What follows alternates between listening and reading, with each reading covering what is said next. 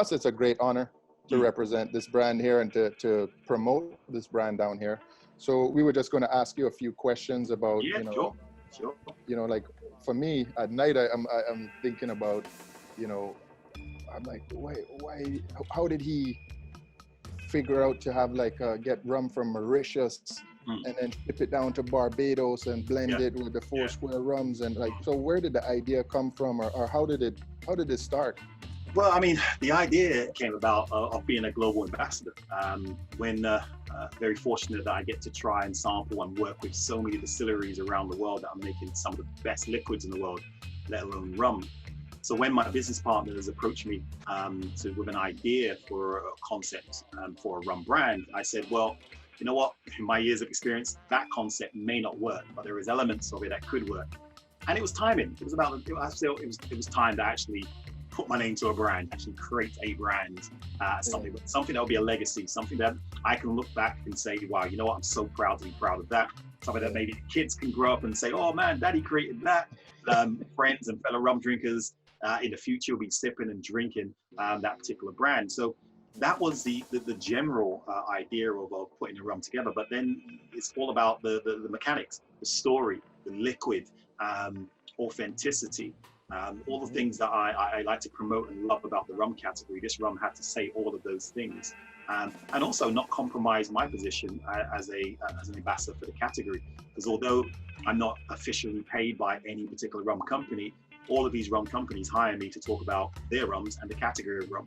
So also I wanted to try and create a brand that was also elevating the category of rum, and still say to everyone else, if you're not drinking us, drink an Appleton, drink a Malgate, drink a Four Square, drink an English Harbour if you're in Antigua, drink a Chairman's Reserve if you're in St. Lucia. So I want to be talking about all of these rums as well, because they are great liquids.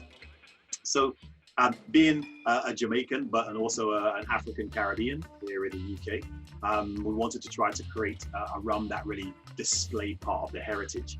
Now, Africa, as you know, is the epicenter of the world for me. So where all creation came from. But if we're talking about rum, the epicenter of rum is the Caribbean, and Barbados is the place where rum got its name. So, and unfortunately, I have a good friend, a colleague, and also a shareholder in EQUIANO, Richard Seal, who's making some of the best liquids in the world. So I said to Richard, listen, I want to create a brand. I'd love you to be involved with it. And my idea is to create an African Caribbean rum and getting rums from Africa. Yeah. And I know there was one particular rum brand that he enjoyed, he liked. We were trying in Hong Kong, funny enough. That's from the African continent, and that was rums from Mauritius. So he said, yeah, okay, fine. Because I said, I want to get rums from New Grove. Bring some of those rums out here for you to blend and create. So Richard gave the okay for that. So it was then getting the right rums, getting the samples from Mauritius, mixing them with some Four Square rums at home in my kitchen, tasting that, and basically come out of a profile that I was like, wow, you know what? I could sip that, I could drink that, I could mix that, and still feel nice. Richard described it really perfect for me as well, when a lot of people, some people saying, I really get that Four Square signature inside there.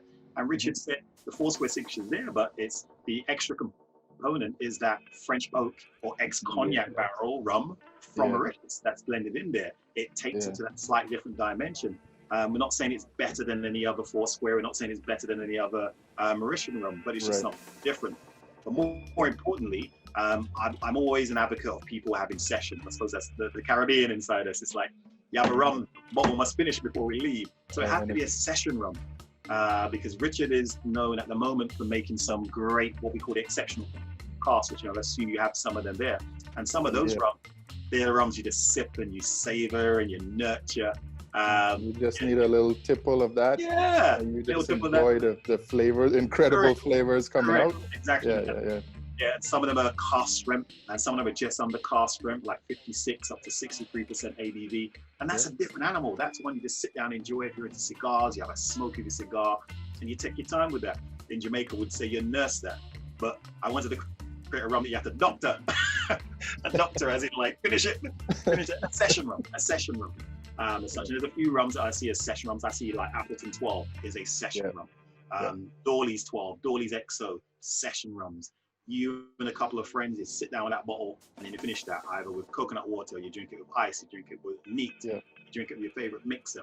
And that's what we used to do back in the days where we were around the table and having a laugh and liming with rum. So EQUIANO had to be a premium version of a session rum, and bringing new, and more importantly, bringing a new audience to rums. Because it's not only made for rum lovers, it's also made for people that drink whiskey and drink brandies and aged spirits. And that's another reason why the palate and the profile had to be one that was easily accepted onto your palate, into your nose, into the aromas. So a lot of combination, a lot of things were being thought about when we were trying to come up with a blend and the concept of what EQUIANO was. So we've gone with 43% alcohol by volume, just to give that little bit of extra bite, instead of doing like in Europe, a lot of premium rums are sold as 40. Of course, we didn't want to go to the cask strength, but we will be doing some high-end stuff, because the EQUIANO you have there will be our entry level for our gold style. So we're only going up just for the gold, for what we see, the aged stuff. So next ones will be either an aged plain, or maybe a vintage. We're using some vintage four squares and some vintage greys rums from Mauritius. So in answer to the question, yeah, we wanted to create a drink, a rum that people would say was a drinking rum. Can it be sipped? Yes. Can it be mixed in a cocktail? Yes. Can I sip it with my favorite mixer? Yes. It's a drinking rum, and it had to have all those components and flavors of the two islands. We really have a strong passion for rum. To me, this is such a wonderful and unique rum. But what's funny is when rums are compared to whiskey, the default for whiskey seems to be Scotch. So people compare rum to Scotch. But you highlighted about rums are made around the world, but whiskeys are made around the world as well. So Scotch is not the same as Irish. And Irish is not the same as American bourbon or rye. And American bourbon and rye is not the same as Canadian or even Japanese whiskeys. So they have their slight differences, in fact, big differences in some of the whiskey, in some of the whiskey profiles. Some are finished in sherry casks. Some will use new woods, some will use once used bourbon barrels. So there were different styles of whiskies. Within Scotland, you've got your Space Iron, which are quite fruity and subtle, which is my favorite style of Scotch whiskey. But then you have your big peaty, robust, brine, salty Islers. Again, so if you're into your Arbegs and your Lafroigs, then yeah, that's your style of whiskey. But you get that with rum. So you have your big Jamaican rums as well. So with lots of flavor. And Appleton, as you know, is a blended rum that maybe is not as funky as rums coming out of Trelawney from like Hamden or Long Pond. So slight differences, even with the island of Jamaica, you get, but it's still big and heavy in flavor compared to, say, Barbados, which is a bit more lighter, medium-bodied, fruity, still got lots of wood if you're maybe going up north to Mount Gay or coming down south to Foursquare, which they blend and age their rums slightly different. And then you got other extremes. You go to St. Lucia. Now, St. Lucia, we know, is, depending on what rums you have in St. Lucia, can be really big and boisterous, whether it's like a Chairman's Reserve with some of those two pot stills, the Vendome or the John Doors inside there, mixed with their beautiful column still. Or it might be light, 100% column, but single column, what we call traditional column, like the Amarodney, which again is just one of the best rums on the planet. But that's just coming from one island, from one distillery in St. Lucia, and English Harbour and Antigua, the same thing. They come with a Sabal still, so they're producing something light, medium-bodied and fruity, but they're all different from each other. And as you said, it's about finding your niche, tasting it. I haven't found my niche yet because I drink too much rum. So, but yeah, finding your niche and then saying, yeah, I like that. But if any good quality rum will have, if you enjoy quality spirits, any good quality rum will be able to deliver a profile, a sensation, a satisfaction that you can then sip and savor and appreciate that. And that's what I'm hoping that people, when they start try and taste EQUIANO, they're in that type of mindset. They appreciate good spirits. I think one of the roundabout compliment ways we got from a general consumer was they were like, wow, you know what? That rum is so sweet. It's just so easy to drink. And I was like, well, what do you mean sweet? Because there's no sugar added to it. This is 100% all natural. And they're like, wow, it's just really sweet. And that's a testament to the blending skills of Richard at Foursquare, that he's got that natural sweet rum, which is what you get from a Barbados rum. Barbados rum, true Barbados rum, is sweet, but not sweetened. Now, I- there's some great rums that have been sweetened, but it's just that this one doesn't have to be. Awesome. So there are more offerings coming. Yes. This We is actually just have next year, because a lot of being a person that works in the industry of a lot of bartenders, a lot of bartenders have said, well, we like Equiano in cocktails, but will you ever do a lighter Equiano to use for some of the lighter styles of cocktails? So the next Equiano we're producing, which should be ready in the next 4 months, tasted samples recently, will be a lighter version of Equiano.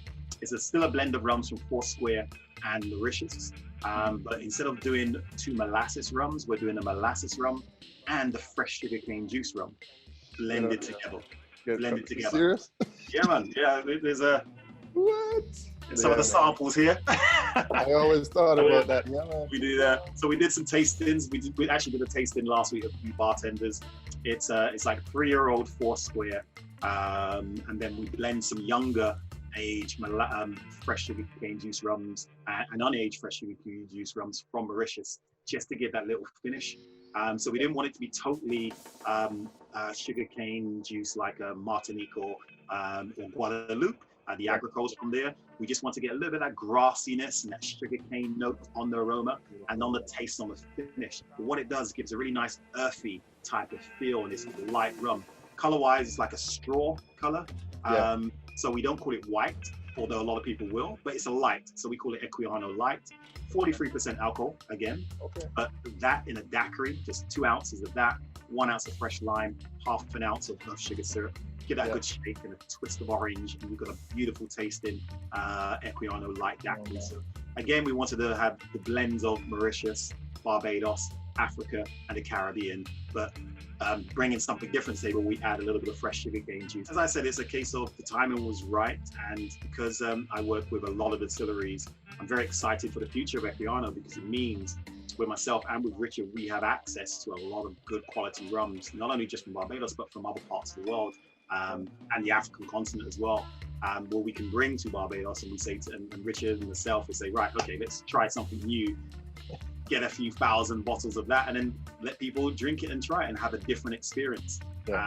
You have that in whiskey. You have the Johnny Walkers of the world who make some great blends, some of the best liquids in the world, because they have access to some great single malt whiskies in Scotland. Why can't we do that in rum, where we have access to some great rums from around the world and create some really good blends for people to sip, savor, and enjoy, whether you're the casual rum drinker, whether you're the serious connoisseur, or whether you're the mixologist and bartender. Or more importantly, if you're a whiskey drinker or brandy drinker that wants to get into rums, then come and try a rum like Equiano. Absolutely. We don't want to take up too much more of your time. I know you're a busy man, but I love talking about rum. So the name, tell me about Mr. the Equiano, the person, and why the... So again, that was another important part of the story, and another important part of why I decided to get involved and do a rum. So Alao de Equiano was a person I'd learnt about in Saturday school, because it wasn't part of the school curriculum, because in school in the UK, they don't have Black history. They have it Black History Month, but you don't really learn about Black British history, let alone Black history, as part of the school curriculum. So I learnt about Alao de Equiano when I was very young. I was amazed about just simple things that he did in a country where he was definitely in the minority, but at a time where people like himself as an African were seen as property, as opposed to seen as a human being. So when he was enslaved, by the time he was 11, in Africa, he was brought over to Barbados. He was then taken to America and sold to a captain of a ship and brought to England. So his journey was Africa, Barbados, US, and the UK. And that is the same journey as our rum, the rum makes. Our rum starts off in Africa. It then travels to Barbados, where it's blended with Barbadian rum. And then from Barbados, it goes to America and it goes to the UK. The rum will go to this Equiano Foundation until we start making a profit, because we are still fairly new, less than 2 years old. We're donating $2 of every bottle sold from our website, and £2 from every bottle we sell from our website. And that goes to our chosen charity. This year, our chosen charity is Anti-Slavery International, one of the oldest anti-slavery organizations in the world, started off in the 19th century. So we're partnering them. We'll be doing some events and some fundraising activities next year involving EQUIANO, just to raise money for that. And then that will be going to certain projects that are happening in Africa. And then we just assess and see how we can then develop that relationship over the world to help eradicate modern slavery, because we still see a lot of that today. So yeah, again, it's something we, as founders of the company, we wanted to consciously drink, consciously be aware of our environment. Yeah, that's it. Mr. Ian Burrell, thank you very much for your time. Much respect. Signing out from the Cayman Islands. You're in London town. I'm jealous though. Because I wish after this I would be sitting down just having a little sip. I know it's early in the morning. It's like 10 to 2 here in the afternoon in London, and it's grey. I will be having a sip of rum because you got me in a rum mood now. And it's Friday, so I think I might have a little rum before happy hour. All right. Well, I'll definitely sip on one today too in honor of you, and we will just keep it, the borders soon open up. The world will get back to normal. We'll be international again, and just keep representing rums from all around the world. And big up KON TIKI. Blah, blah. Blah, blah, blah.